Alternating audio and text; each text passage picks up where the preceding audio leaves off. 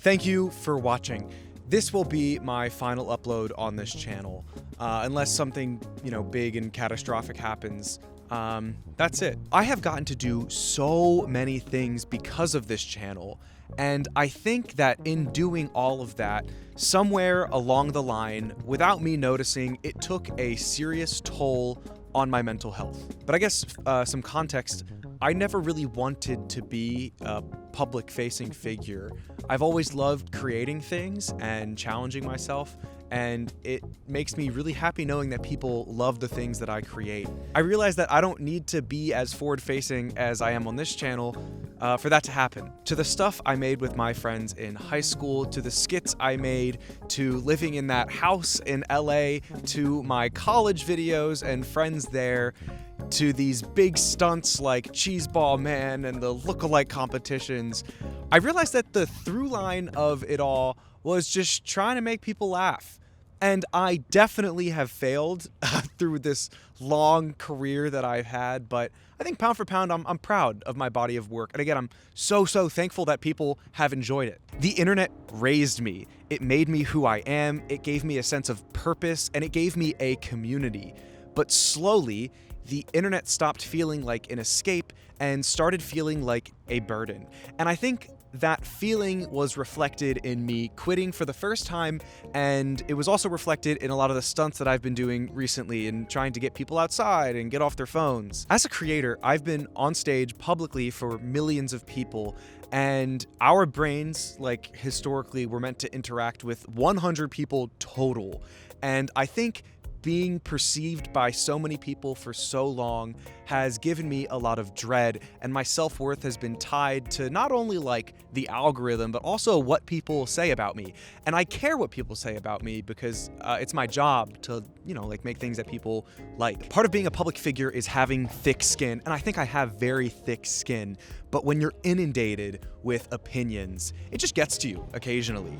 And occasionally it happens a lot over the course of years and years and years. It's both being perceived, but also perceiving other people. I really dislike how the internet makes me feel, and it thrusts me into cycles of hatred where I end up hating an influencer or hating a thing because I watch a video on it.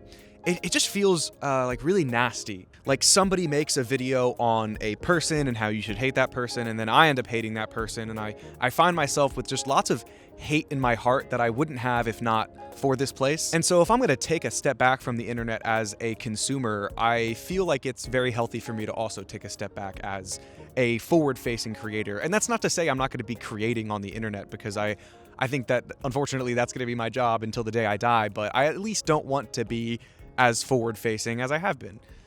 And so that's what this video is. And the last thing I'll say, because I'd be remiss if I didn't, is that I've just met lots of truly evil people through the internet. People who are just making the world a worse place, people who have manipulated me and like the way I think to make the world worse or to use it for capital gain. And I don't know, that really sucks as well. And I guess what I'm trying to say is that like all of these feelings for the past 12 years of making content has really bottled up for me. I tried to kill myself twice. And I'm better now. And that's why I'm making this video. I have tried to make this video like 10 times over the past 4 years. And I've never really known exactly what to say, because my feelings have changed a lot in the past year, let alone 4 years. My feelings about the world, my feelings about the internet, the feelings about myself. Broadly, it started as an anger towards the world and the internet and myself, and then it turned into a deep sorrow. And for the longest time, probably the past 2 years, it's just been nothing. I feel like an actor, and I am. And it's like, I have to appear happy and good in videos, and I'm okay with that. That's my job, and like I don't want it to be negative. Like when I have to make a video or go to a big event, or even when I'm hanging with some casual friends, it's felt fake. And I try to fake it, and it doesn't come from a place that isn't real. Like I want to be happy, but it's really sucked, and it's been hard. And I'm this is very surface level kind of dive into my psyche here, but I guess my overall thought was like, I don't feel very happy. I don't feel these high highs at all, and I feel very low lows. And if I'm gonna die anyways, why not just do it myself? It's like an amalgamation of obviously being super severely depressed, but also, I guess, accomplishing what I had set out to do pretty young.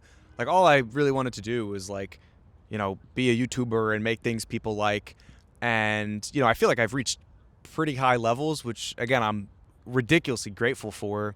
But the amalgamation of, like, oh, I did the thing, and, like, oh, I'm, like, really depressed, it put me in a dark place. And I only feel like I kind of recently got out of it. I've done the whole 9 yards, from the therapy to the psychiatry. And I guess what I have come to is that you kind of just have to. I feel like the longer I'm here and the longer I put good energy into the world, the better it'll get. And that's what it is. I'm learning to appreciate the little things in life more. And I think in order to do that, I do need to take a step back from this. This is the longest I've gone without stressing about, like, what I am putting out there. I've all these projects I'm working on anonymously, and I have a bunch of friends, which is like the new friend channel. But, it's the longest I've gone without really stressing about content. And I've got to spend more time with people I love. I've noticed myself breathing a little bit more. I'm just not happy with this thing the way it is now. I'm super, super happy for what I've built. I'm happy that all of you have strung along. And I want to keep living. It's just I want to keep living differently. This channel has led me to do a lot of stressful and regrettable things, but I'm trying to become okay with the person that I am becoming. To touch on a few things, I would like to apologize to a couple choice people. I would like to apologize to any of my friends in college who felt like I used them for content. I know that it could have definitely felt like that because I was so focused on building the thing, but I guess I was, living vicariously through the videos, so maybe I felt like we were spending more time together than we were. I'd like to apologize to the 12 tribes. It's that cult that I snuck into. I just feel bad recording them without them knowing. I think I've had lots of people come forward and, express that video means a lot to them. They're ex-members or they were a part of a cult. But I just feel bad, and that's not the type of person I want to be. I think that there's journalists out there that are much more suited to do that type of stuff. And I just feel bad about recording people without them knowing. And that also leads into the furry video that I made. And I am so sorry to any of the people that were hurt from that video, whether furries or fans. I also would like to apologize to anybody who thinks I've changed. I get that comment a lot. I've been a forward-facing person on the internet for 11 years now. So whether I feel like I'm taking steps in the right direction or the wrong direction, I always get detractors, and it makes me so scared to just be vulnerable and be a person. Even right now, admitting wrongdoing or admitting me being sad, I'm like, well, people are going to pick it apart. And I think that's, again, part of the reason why I just want to live a little differently now. We pay attention to negative things. It is a survival instinct that has kept humans alive for the better part of 1,000 years. And so we, therefore, the algorithm, will feed us outrage and drama and negativity. This place rewards doom. And so it just sucks to have to fight the uphill battle against that as a creator and importantly as a consumer, because I'm also drawn to this negative shit online. Maybe this is cliche to say, but I just miss when the internet was a place to escape and discover myself and just really connect with people. What I have proved the past 2 years, I think, is that people do desire third spaces. They desire real community. They desire whimsy, and I believe it to be not only the creators' responsibility, but the consumers' responsibility to back that up. And so I hope that many of the anonymous stunts that I have done the past 2 years inspires many of you to try to usher back in, what could be a good internet. I don't know. I'm very happy to all of those people out there who've done the thing or watched the things. It's made me feel a little better, so thanks. For the longest time, I kept going back and forth as to whether or not I should talk about my mental health in a video. It just felt sad and unnecessary, and then I was also thinking like, oh, if I talk about my mental health, are more people going to become depressed? Is it contagious? Like, not actually, but, generally, like, is it going to just make people sad? I come to find out that making mental health a conversation is actually really good for people's mental health. So I'm here to tell you to talk to people about how you feel. And when you're super depressed and talking to your friends and therapists, they'll always say that. They're like, oh, you need to talk to people about it. And it's hard. And it's like, because I don't want to make anybody else depressed. It's also just like a really weird thing to bring up as you're like hanging with a friend. But it is super necessary. A problem shared is a problem halved. Go to therapy.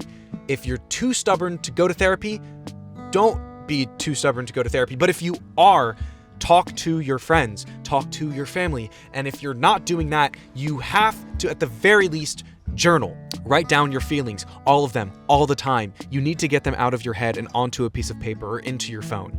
I've journaled for 4 years. I cannot imagine how much worse I'd be up here if I haven't been journaling. There are apps that you can use. You can use a physical piece of paper. Just do it. Do it every night or morning. Your past does not define you. Mistakes are so normal, but doomslop and the internet will tell you otherwise. Do not listen to that shit.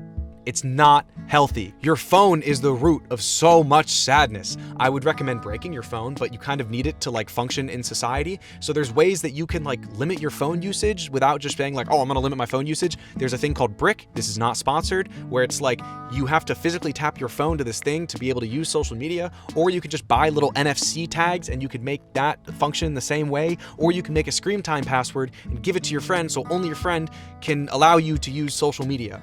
Or your phone in general. There's an app called OneSec that makes you think for 5 seconds before opening every social media platform. Hank Green just made an app about like being cognizant of your screen time, which is good. Integrate into your local community. Hang up flyers. Go on Facebook. Find events where you can meet people in real life. Comparison is the thief of joy. In the age where we have a little black rectangle that shows us every single person in an instant, it's very easy to compare yourself to others. True happiness does not come from success. It comes from within. Be intentional about what you consume. Question every click.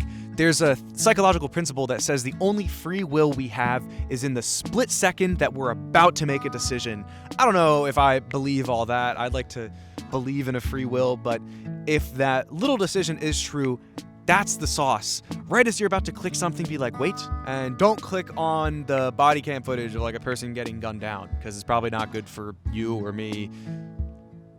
If you truly want to get better, the easiest, most tangible place to start is your physical health and your diet. The better I feel physically, the better I feel mentally. That is just like proven scientifically. You need to want to be better. Happiness is a choice. It is a very hard one to make for some people, myself included, but you just have to choose to do it. Last piece of advice, arguably the most important. The phrase, "you are not alone." I always thought that meant like, when you're going through a mental health crisis, there's somebody that you can talk to, which is very true.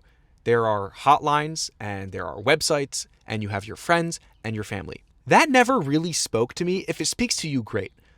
I've recontextualized it a bit. When I hear "you are not alone," I think about it in a cosmic sense. The odds of us being here on this planet at the time we're in right now, which is arguably the best time in human history, is so infinitesimally small. The fact that I'm here with you, the person watching this video, is amazing. And in times where I'm in crisis, I just think about that. The fact that I've met anybody who I've met is so statistically unlikely. And that's just very beautiful to me. And it allows me to pause and think about being here. I think about Hanban. I think about Ankit. I think about how sad Billy would be that I left him. About how much fun my 21st birthday was. About the birthdays I haven't had. About the games I haven't played. About the shows I haven't watched. I think about going on a run. I think about my parents. About all the art I haven't seen. About the laughs I haven't had yet. I think about how one day I will be happy that I didn't. You will not see the last of me on the internet. I will continue to make things that I find to be interesting, fun, educational, whatever it might be. I just want to, from the bottom of my heart, say thank you so much. Thank you to everybody who stuck around. Thank you to my friends and family.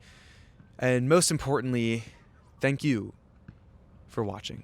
Hey, but thanks for watching Anthpo, though. Seriously, I really do love you all. I'm going to continue making shit behind the scenes. And also check out Bunch of Friends. That's lit, too. It's been really fun.